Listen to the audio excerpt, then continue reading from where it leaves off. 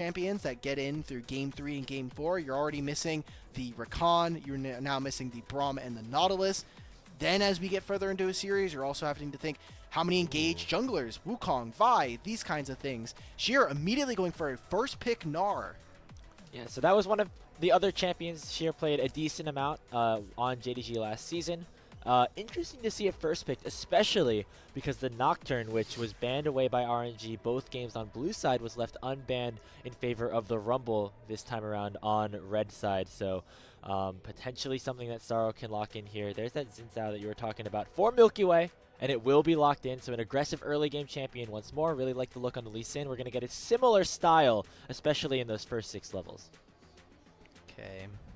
Wonder if Xiaoxu is going to immediately go for a top lane counter here. Maybe we see the Renekton, as we can kind of see that propped up. Was also maybe considering if we were going to see some more tank play coming out from him, as he has been, Xiaoxu has been someone who typically does end up being a little bit more low resources on the top side of the map, but instead FPX now have their options. They know which top side. They know that they could just go for jungle, but when we're looking at bruisers that can kind of deal with someone like this Xin Zhao, I don't see a lot in terms of AD junglers. Might have to start dipping into some either tanks, or we're going to be seeing some AP skirmishers ready to go. Very curious to see what Saro's response is here. The Nocturne, as we said, still available if he wants to pick it up here, but instead going to be the bot lane finished out here. A hyper carry for bot to go alongside Jwei's Rel. We got Jinx from Arcane here on B3. That's only to be expected. It's what we said at the end of the last game, was with all of these aggressive lane dominant AD carries, Jinx and the like just start to kind of pop on through. There's no Callista to deal with the early laning phase. You don't get outranged by a Varus or an Ashe. You won't have to deal with the threat of those champions. So great job from FPX. They've got themselves now, I think, a really strong kind of mold that they can play around. You have this Gnar for strong laning phases. You have this Rel and this Jinx. Now we just need to see a mid-jungle pairing from FPX that can kind of bring the firepower and still allow for those resets.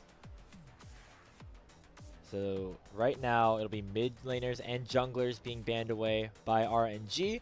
Where on the other side, it's a bot lane that needs to be selected for RNG, so FPX likely going to be targeting either JiaQi's or Lele's champion pool here. The Kaisa, a nice pick that could do well into the Jinx, you know, provide some of that hard engage or the ability to close gaps onto a big hyper carry, play that assassin role.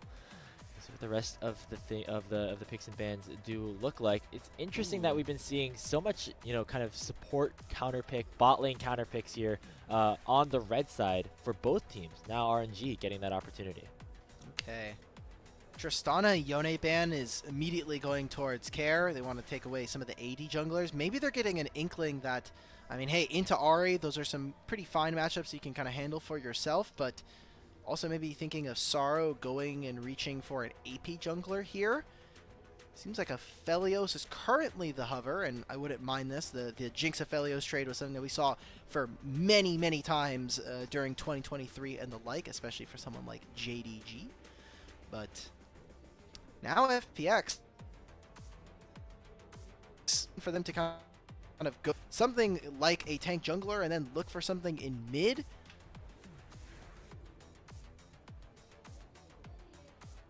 I'm just looking at the hovers right now. Saro, maybe going the back. Master E was too much, man. Yeah, I was like, okay, now I just don't want to say anything as soon as I see that hover, because that means I know that he's not being 100% serious. But it will be the Sejuani locked in. This was something that Saro played during the Demacia Cup. More facilitating, obviously. Not a ton of synergy, though, with the rest of his team. Typically, with Sejuanis, you want to have at least 1 or 2 melee solo laners, but you're going to have a lot of ranged options this time around, with that Gnar being kind of that hybrid, but mostly going to be dishing out ranged auto attacks. I'm okay with a Taliyah here. Just when you look at what RNG has, it's great for the laning phase here versus an Ahri. If you do get into a situation where in the side lane you kind of have to deal with the Ahri, you could just drop the Unraveled Earth. It's very difficult for her. And you look at what RNG have, they're going to have to be stepping into this Unraveled Earth. All of these pebbles right there to kind of either set up for a knockup or stop them from using long-range engage tools. I like this as an idea from FPX. And with Sejuani alongside this Rel, there's a great enough front line with FPX that I think that this Jinx should be able to carry these fights and allow for these two great AD carries so far, these great rookie AD carries, to kind of put it all on the board, and we get to see maybe some of our first front-to-back traditional team fighting. This is what I love about true Fearless in this way, especially over a 5-game series, is you get different looks, different kind of metas. People have to go pretty deep in the pockets. Like Aphelios Thresh is not a bot lane that we've often see now, but back in like 2021, that was like the A1. That was the best possible combo. As now we see JiaQi and Lele get the opportunity to pull it out. As you said, front to back team fighting gonna be the name of the game here this time around between these two teams. Looking at specifically milkyway once again on this Xin Zhao. How aggressive can he get? Because it worked really well for him to help snowball RNG's lead in their win so far in this series. All-time, Milky Way is 18-6 on this Xin Zhao. So 5-3 in the last year, but pretty insane. Second most played as well, 75% win rate. Disgusting numbers to be putting up on the board for a player that we have a lot of expectations for. Like you were saying, don't really want to see the sophomore slump from him, and he is in a position where he kind of has to be more of a vocal leader as well as an in-game leader for this team to find success on the side of RNG. And here we are, on to the Rift for game number 3. An effective best of 3 the rest of the way. Whoever takes 2 of these next 3 games will be crowned the winners of this first series in Group D of the LPL Winter Split. Taking a look around any interesting runes, we see a lethal tempo for Milky Way, so providing a little bit of extra attack speed, some extra on hit now, as that rune was changed over the last couple of months. Otherwise, everything looking pretty standard, and looks like, for the first time, Alex, standard lanes, level 1. We also have a Thresh in this game. We didn't talk about it just because we were talking about some of the players and what they were able to do, but we have a Thresh. Thresh has not been very popular. I've been personally outspoken that this champion is a glorified cannon minion. He just doesn't have the resistances to really be a strong duelist, and everything that his champion does, there are just champions that do it better. Like if you really want a strong hook champion, Blitzcrank is great for that. If you want a great peel champion, you probably just take Tahm Kench. And if you want to lose lane, you just have Thresh on your team.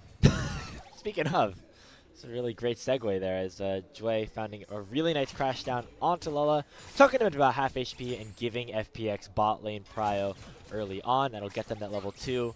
Rel very powerful at this level 1 stage with both the mounted and dismounted W procs. So going to be a bit of a problem to start things off. FPX already off to a good start.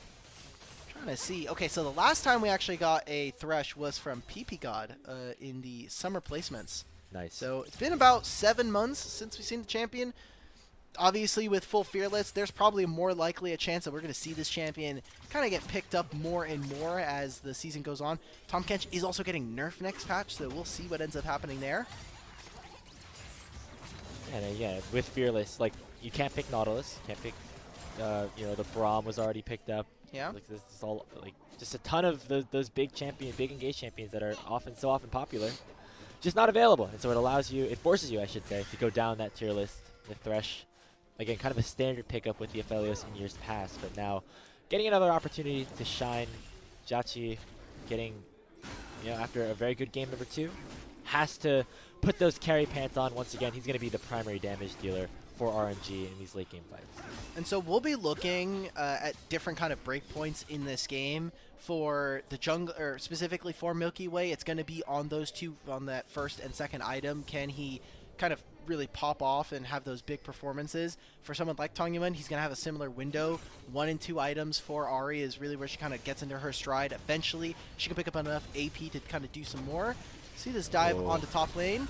RNG going for an aggressive dive at the top side. Sheer had no chance of getting mega, and Milky Way just runs straight into the tower and says, I'll take that first blood to RNG. On the other side, Sorrow making a play towards Lele and JiaQi on FPX's side, and it will be Jwei landing the final blow. So both teams, both junglers, making plays on opposite sides of the map. You saw it right there. Everyone stopped auto-attacking, and then, as every AD carry knows, support ignites early game. They just do way too much. They always have the last... I swear, support ignite, at least in the first 5 minutes of the game, just has a free collector Just passive. has collector passive. Yeah. Yep. Yep, except this collector passive actually works. Collector passive, I'm pretty sure, is like omega bugged all the time. I swear it just never finds the execute. Either way, JiaQi and Lele just... They got kind of ganked right there, and no summoners, which I think is the really big win for them, is saying, okay, look, we're just going to go down. We're not going to try to invest any more from that. This does mean that Bot and Jwei, they'll have a small item advantage for themselves once they hit the reset, but aside from that, I think you're feeling perfectly fine. It's a little death sentence there onto Bot. Not going to matter too much, especially because Jinx still has cleanse, but showing his skills a little bit. So, you know, Lola's not a champion that he gets to play very often, but something that is definitely in his repertoire, at least given his history in previous seasons. So, still got it with that death sentence here. Overall, even game state, slight goal lead right now towards RNG, but we know that can turn on its head very, very quickly. This is a hard state for someone like Bot to actually find a recall. They got trapped here. They're trying to maybe see if they can look for something. They do have the D-Blade already, so don't know how long they're really going to be able to stay here, but when Aphelios does have blue and purple, it is, I mean, he just has wave clear. He can hit you through the wave, as well as then having that slow, which is so dangerous for a Jinx. You're already kind of missing out on damage. You really want that positioning now. Walking straight into this Thresh.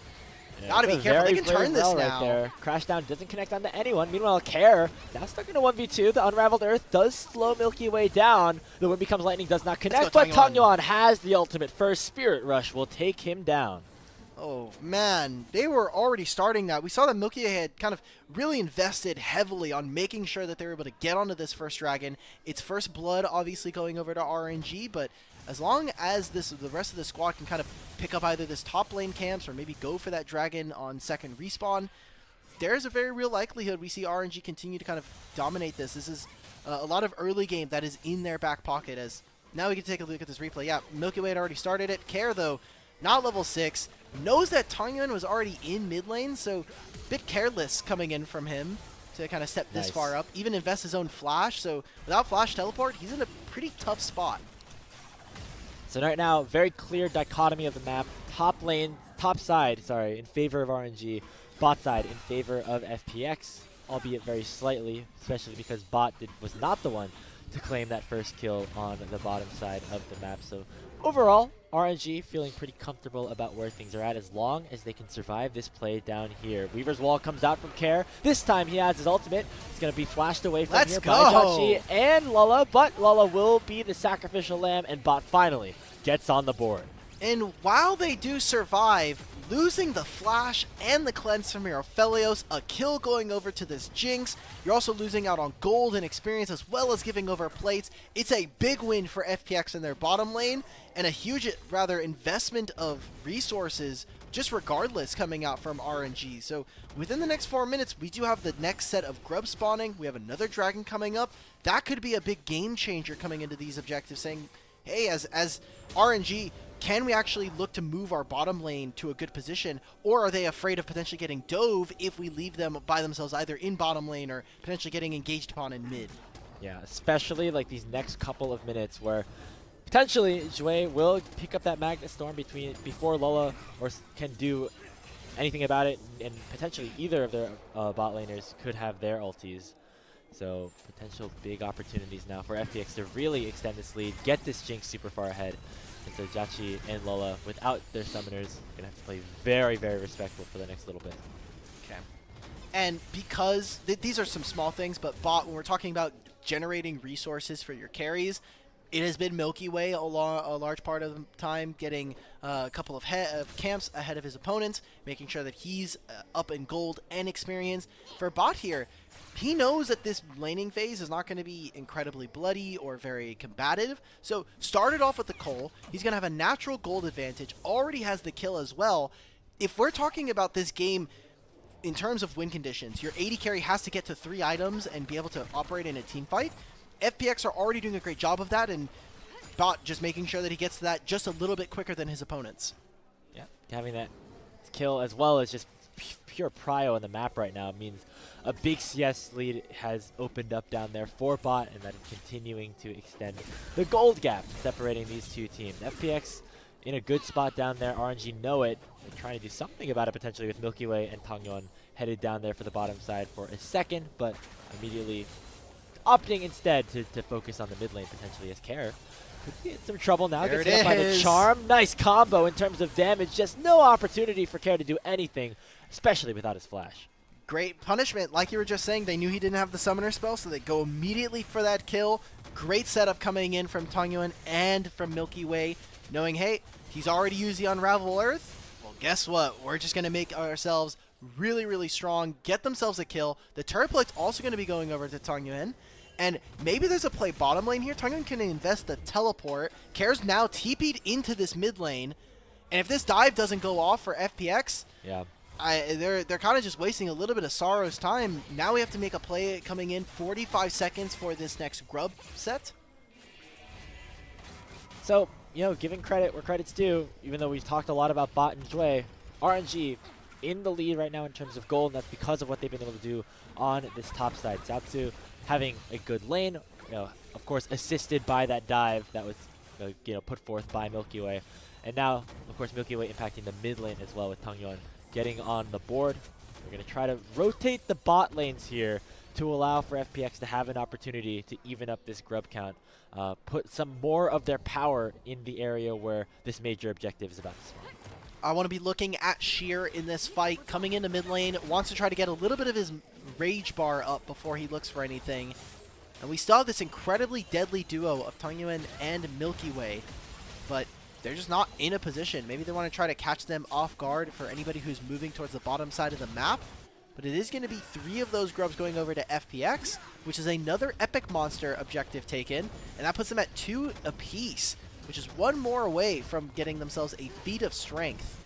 Yeah, so it looks like the trade will be RNG instead opting towards getting some plates down on the bottom side. Xiaoxu actually picking up 2 by himself and going to be assisted by Tangyuan for the 3rd, and also allowing for RNG to have prime positioning around this. Oh, they're just going to try to force for it. That whole next major objective, and yeah, they're going to win this race easily, especially because they got such a big head start. So FPX might be able to get some plates on the other side and respond, but that is already RNG, I believe, picking up that feats of strength for themselves. Yeah. And the teleport comes in. I mean, you've got Lele here as well. Xiaoxu should be able to pick up the rest of this wave. Dragon, I think, should be here for FPX. I mean, for RNG. Milky Way are in the position for it. If FPX are not able to get either a kill or maybe force some more summoner spells out from this, this is a huge win for RNG. So they are overloading towards this top side of the map and just not able to find anything. Xiaoxu pops the ultimate. Lele throws out the dark passage, and just nothing comes of the 4-man play of the top side of the map. So Milky Way now able to pick up this dragon as well. I think you can make it 3-0 in terms of the feats of strength, although that doesn't necessarily add anything. Rocket just not nearly in time. Yeah, doesn't end up getting the steal. And someone that we haven't really been able to do too much of a spotlight with where the series has gone and just, you know, generally how this has been, Tangyuan has a pretty massive advantage over Care here. Now has 1,300 gold for himself, has the 2 kills, has already finished the Malignants as well as having those upgraded boots. He has a huge kind of game to play here as one of the main initiators and one of the big damage dealers for RNG in this game. Him and Milky Way having to be the two-way punch for this team does mean that we're going to have to see him. Can he keep this lead? Is he going to continue to kind of exert the amount of pressure that we want to see from an Ari in this position? And if he's able to, that could be the road and the path for RNG to kind of snowball this game state into a victory. And not just this game, but also just the future of this RNG squad as a whole, if they can rely on someone like Tangyuan as a reliable carry. Because we mentioned it during the 1v1, we mentioned it during his struggles in Game 1 against Care, but Tangyuan historically has been really a utility player. And in this game where JiaQi has been put so far behind and he has this big lead, he really needs to step up and have a big game if they want RNG to go up to match point. Yeah. So 3 minutes before Dragon, 3.5, 2.5 here for the Herald that's going to be spawning. And a rather low kill game here, so probably another voracious title coming through for Atakan. Wonder if it's going to mostly be around the bottom lane this time. We've had 2 games in a row of Otacon topside, but with no lane swaps this time around, would not be surprised to see it on the bottom side, and that does put a little bit more pressure on making sure that this turret, I mean, the fact that they got the tier 1 turret in bottom lane does give them a slight map advantage towards setting up for this objective. It's on the top side of the map. Alright, I hate this game. I love like Otacon so much, man. Oh, there were some nerf. top lane dives and things like that. I feel like it makes decent sense this time around. Sheer taking a beating as well. If you talk about you know, solo laner from RNG having a big lead, Xiaoxu also really, you know, doing good for himself up there. A lot of that gold is just turret plates, right? Like he doesn't have an overwhelming lead. It is 20, 25, similar to what we were talking about for Tangyuan, but Tangyuan has some of that gold being supplemented by the fact that he has kills. Xiaoxu has been, for the most part, pretty alone this game, barring some protected turret dives with his support Lele. And so he is just getting a lot of work done by getting relevant damage onto structures, which is great. He's doing a great job. This is kind of similar of a job that we wanted to see from him in that game 1 on Jax. And this time around, definitely a better spot in lane, at least compared to where he was against Sheer Casante in game 1. Again, Sheer blind picking this Gnar this time around, picking a B1. So he definitely thought that this was going to be a very impactful, very important part of FPX's team composition, but haven't seen too many big plays so far. We'll see, of course, what he looks like in the team fights once he hits Mega, plays with that timer and things like that. But right now it's been Xiaoxu kind of dominating this lane.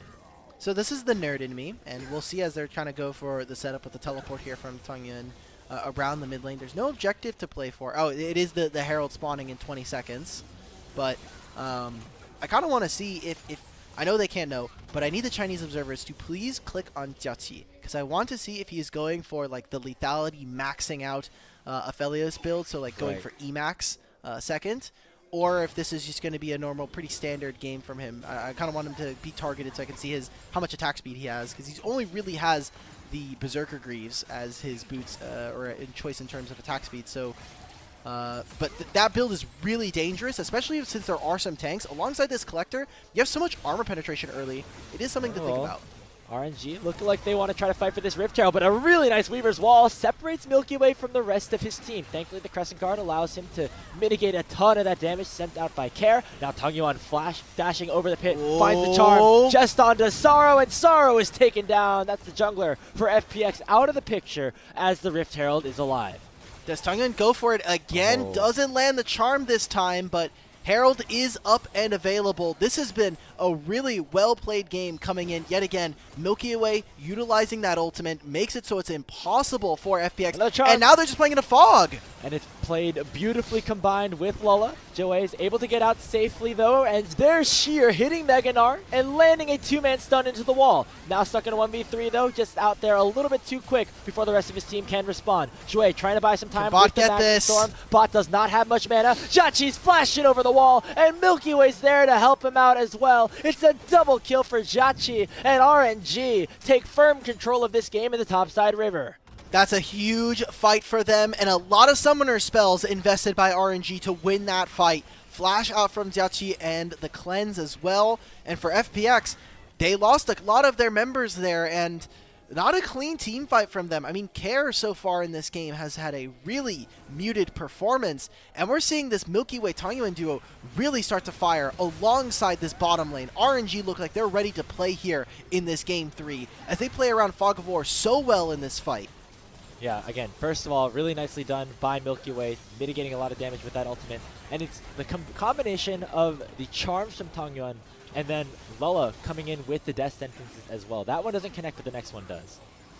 And look at this. I mean, we're just walking blind into Fog of War. I get it. Jwei, when you are playing this rel, you just have to do it. But I feel like this is a moment where you need everybody in here. And now Sheer, just too far. At this point, you need to be able to call back the troops and find your way back into this fight. But Bot has to overextend himself. Tangyuan's in a great spot to pincer the rest of this fight.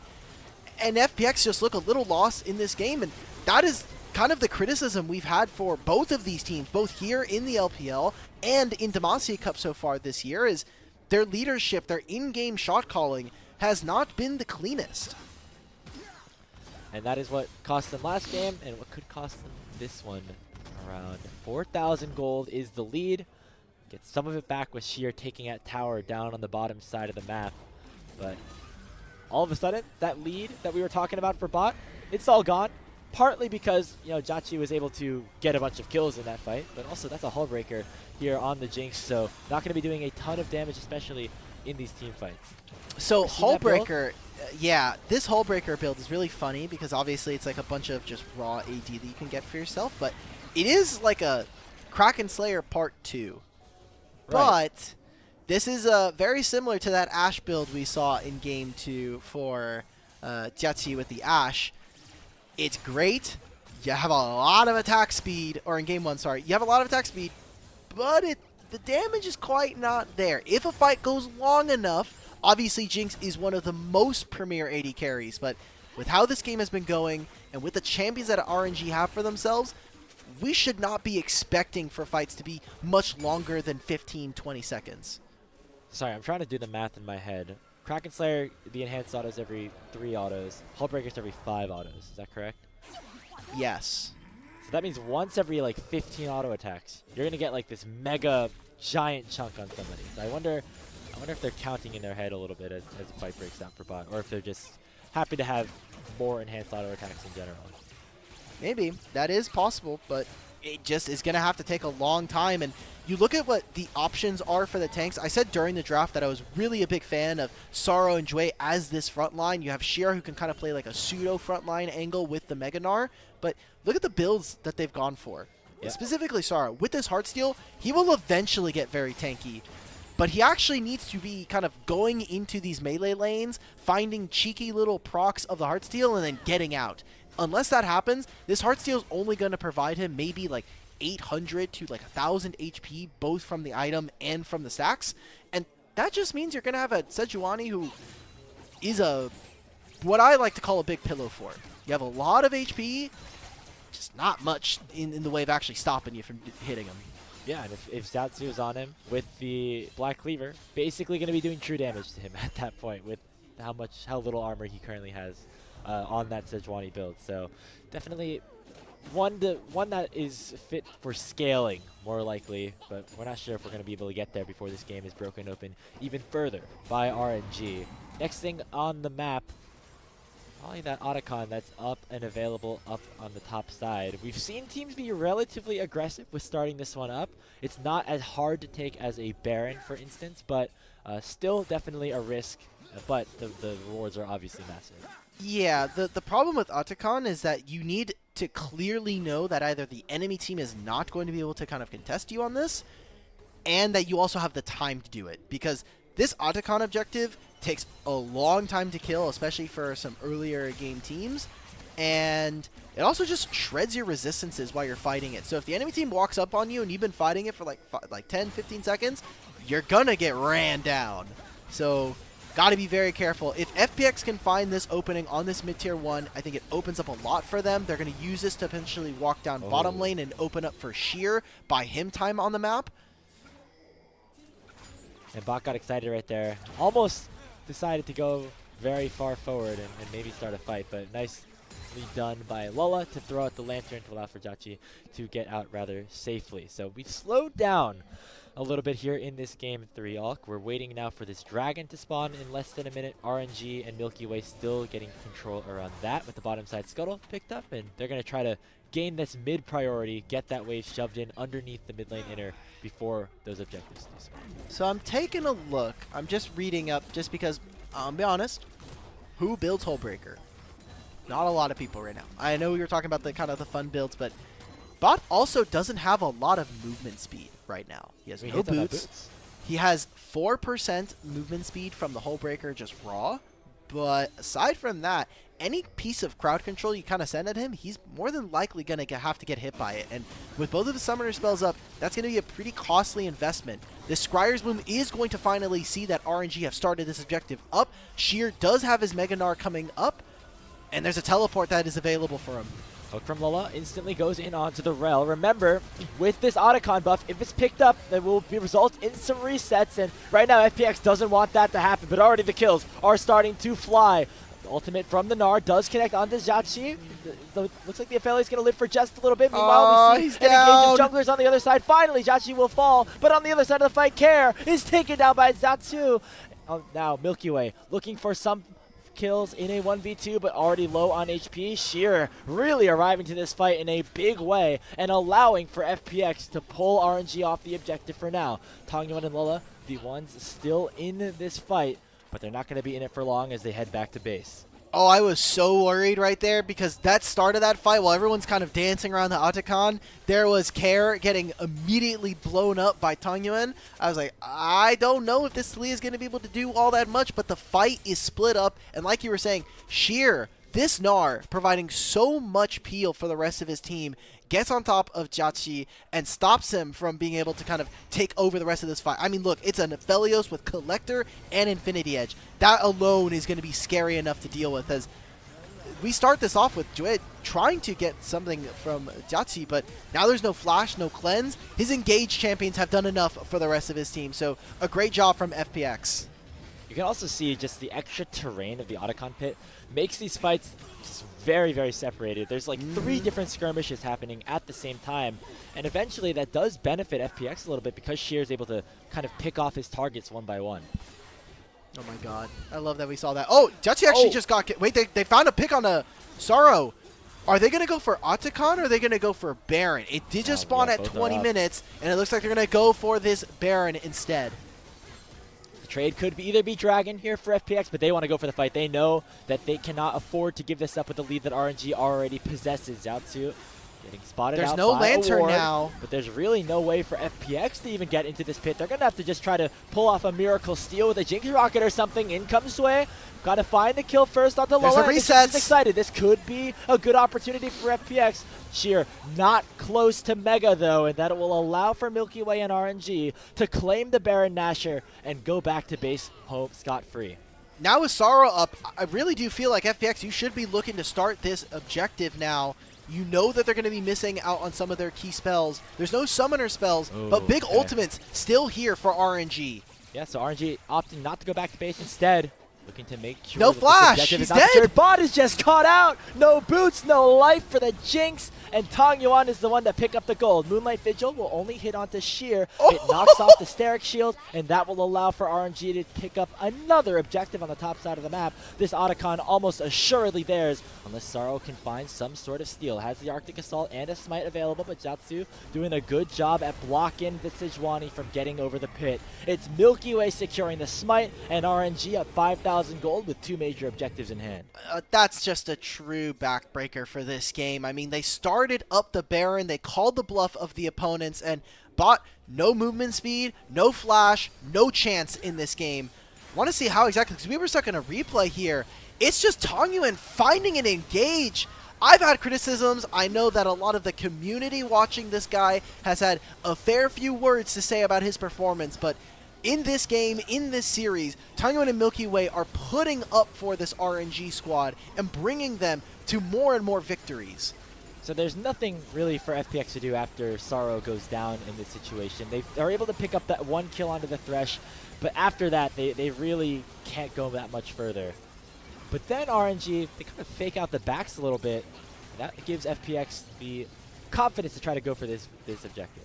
I mean, for one, this Talia ult gets him quite a bit dedge. I mean, it's not quite kind of on top of him yet, but he knows, like, oh, okay, this wall's just going to sit right next to me and not actually stop them. And then Sheer just leaves him alone. They didn't have vision onto where Tangyuan was, so turns into a kill. And now with this Baron, they're just breaking down turrets. They've got themselves the grubs as well. They've got 3 grubs to help with some of that turret take. Care's recalling here. I don't think this is going to be the end of the game, but if they find a pick, they probably are going to look for it. Yeah, Tangyuan setting up that wave nicely to allow for the rest of his team to immediately join him in the mid lane to take down the second inhibitor of the game now for RNG. Finally, Care is back. It's going to be a 5v5 under the Nexus turrets if RNG want to start it. question is, do they want to pull the trigger, or will they just wait for these minions to wear down these towers, play the long game? Looks like they're going to wait, not wait very long, as Tangyuan forces the flash out of care. Moonlight Vigil with the Infernum doing a decent chunk of damage, and the Glacial Prison from Sorrow does not connect. But on the other side, Xiaoxu getting chunked to half HP, having that Steric Shield pop. That's a decent cooldown, as well as the flash gone for the Renekton. He'll be able to TP back, but that's already one Nexus turret down. Milky Way dashing in, using that Crescent Guard to knock Sorrow away. Gonna have to go back to base with that death, but with the Otacon, it should be enough for RNG to push for the end. The next at half HP, they're just forcing themselves onto the crystal, and it's Xiaoxu coming back with the teleport, going in onto the Nexus, and sending RNG to match point. Look at how OP this Otacon buff is. Usually we've been seeing it here in the LPL to just get some summoner spells, force a fight, and then you can kind of go for your resets. But they just say, look, we have Baron, we've got the Otacon buff. Just walk into their base and end the game. Yeah, exactly. I mean, even if you were dying there on the Renekton, you could have just gone back to base and teleported back. He did it the old-fashioned way by using the Baron and power to recall instead, but that's just the power of that Voracious Otacon combined with the Baron buff. I'm interested to see if that combo becomes abused potentially more by teams that have both of them in that way, where they can really just force into the base and just, I mean, FPX never even had a chance to try and pull off a fight. And it is, I think, kind of telling that the from their mid jungle is winning the series, right? In that first game, we actually saw that between Sorrow and Care, it finally started to click. That was something that I was looking for out of Demacia Cup. The two of them just didn't look like they were kind of on the same page. And in that first game, it looked good. It was him and Sorrow kind of getting work done with the Aurora. But now a couple games in a row, we've had Milky Way and Tangyuan actually put up kind of pretty decent games. JiaQi is obviously performing very well with Lele, and there's not much to say for RNG other than, like, it feels like their game is starting to get cleaned up, and players like Tangyuan are finding their footing and finding their confidence in the series. It seemed like game one was a bit of a microcosm for what we saw RNG struggle with in Demacia Cup. Not a ton of communication, not a ton of early plays initiated by Milky Way specifically, even though he was able to find some of his own individual advantages. It seems like they were able to talk it over between games. They went into game two with a much clearer game plan, allowing for JiaQi to be the main focus in terms of where they allocate resources, and now finding themselves with a 2-1 series lead over FunPlus Phoenix. We can take a look at the gold graph. Remember, JiaQi and Lele were down very far in this early game, and it was actually the top side that had to hold their ground for a little bit, but at the end of the day, it is, of course, the Aphelios that comes out with the most damage. It was that first blood that we were talking about. We're like, okay, looks good for Bot and Jwei, but they weren't really able to kind of get him into position. And also, thank you to Twitch chat for this wonderful name. We have the Mosquito Jinx build. He's just sitting there like, just kind of buzzing around, not doing much. This was the first part of the game where we were like, okay, cool, FPX, they're executing on bot lane dives. They're going to try to make sure that Aphelios is behind, but a couple of mistakes in the mid game, a couple of unforced errors coming out from them where, like this, Sheer is just flashing forward to find a kill onto the support, which is great, but your carries are nowhere in frame. And that is a point of being a little too either over-aggressive or just not really recognizing that they kind of need Jinx and Talia to win the game. Yeah, I think the champions and the playstyles of FPX in terms of their front line didn't work very well with what of course Bot was able to do, or what he was trying to do on the Jinx. It's a situation where you have Sheer, you have Sorrow just jumping in onto the backline, and then you have a Jinx with no boots trying to fend for herself, and that's never a very good situation for a team. And so I think that is where we saw FPX kind of fall flat. Gonna need to be a little bit more cohesive in terms of what they want to do in these team fights if they want to have a chance to send us to that Silver Scrapes. All right, what are we thinking for this MVP? Because I'm willing to give it. I mean, I have always been a bit of an outspoken Tangyuan non-enjoyer, hater for the most part, but he played a really well-played Ahri game. And facts are facts. I don't want to take it away from him. He set up the rest of his team to actually win the game, and I think he deserves it. You know, flowers were their due. I could definitely see him getting it. My other vote would be for milkyway on just a really solid engaged champion. Was able to get both Tangyuan and JiaQi ahead. We're split. On the Jin Zhao. I think I would probably still lean. I think I would probably lean milkyway, although I would not be upset at all if Tangyuan won it, especially because no fence sitting, Grapes. You pick one. I can't give you 2 votes for the broadcast. Okay, well, let's both go Tangyuan here. Yeah, nice save. Nice save, bro. Nice. It would have been weird for like, yeah, we got to stay on the same page until we disagree with the broadcast. Then we can start to disagree with each other. Yeah, there we go. Okay, like, okay, I can get behind which that. one was us? What's the reason why?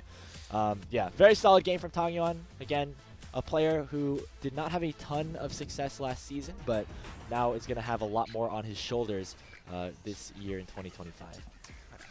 I'm getting Ari charmed in real life. I'm sorry. Yes, I think you're just a big fan of all the Riot art that has been coming out of it. Most of the Riot art is great. There's a couple of splash arts I'm not a big fan of, or I just doesn't really resonate with me. But you know, that's the great thing about so many different cosmetics in a game. They're not all about me. The Ari skin, not a big fan personally, but for other people, go ahead. You see him, Tangyuan, just so good at finding these charms on basically any key member in a given fight. He was there, having an impact, and that's what we want to see out of a player like this, who typically was considered to be more of like that utility player. Definitely wasn't very utility this time around. A lot of damage was being dealt by this man. I like how the highlight reel also just looks different than the post-game highlight reel that they usually have, where it's like you have the black borders coming on down. They have the text on the side with no actual borders on them, so it looks kind of like tape footage. Oh, look, just like us, we have some jungle votes. Okay, right, so well. you can see, so I wasn't completely crazy. Like No, I can see why. I just think that agreed Tangyuan's the GOAT, Tangyuan. obviously. He put up a good game up on the Ari. So that's totally what you thought coming into this series too, right? No, I thought they were going to get ran. But I'm okay with being wrong. I love seeing players succeed, and if this is the redemption arc for Tangyuan and his last year, or this 2024 year in the LPL, I'm all about it. Absolutely. That's what's so exciting about this start of this new season. Fresh starts for so many of our players, and for RNG after kind of an up and down 2024. They're ready to put that behind them and get themselves their first win of the 25 season. We're going to take a short break, and we'll see after this if they can close this out against FPX here in Game 4. We'll see you in a